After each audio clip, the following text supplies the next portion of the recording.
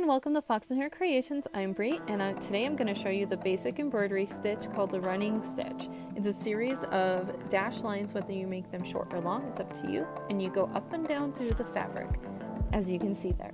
So I'm going to start by coming up through the fabric, like I normally do, and then I'm going to follow the line that I've drawn out and go down, and then I'm going to start my next stitch by coming up, and then I'm going to go down, and then I'm going to come up, and then I'm gonna go down. And it's just this method of coming up and down through the fabric, and the stitch that you can see to the left of that in the next square is called the back stitch, and that's when you connect them, and I'll show you that in a whole nother video. And so in the next row I'm going to be making the stitches a little longer just to show you the different texture that can be made with this stitch. It's a great filler stitch. I use it for basting stitches, and a lot of shishiko makers, which is a Japanese embroidery technique, there's a lot of great Instagrammers out there that do that. So I'm going to speed up the video here in just a moment to show you this process sped up.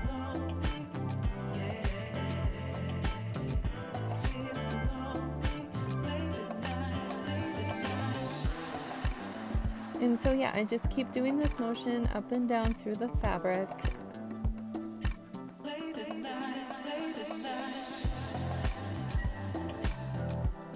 And here I tried to weave the needle in and out of the fabric. I used to be able to do this to make it faster, but anymore it just looks so messy. I don't do it anymore, so I just do one single stitch at a time because it just looks prettier. Caught on the hoop.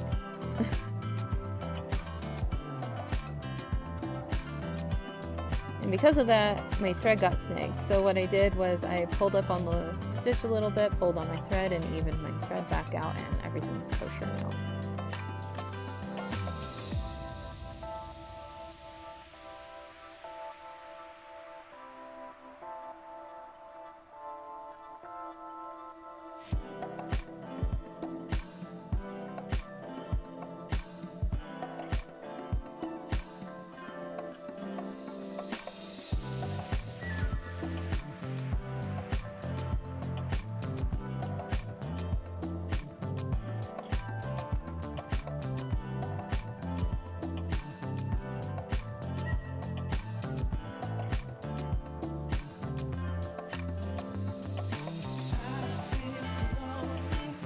And there we go.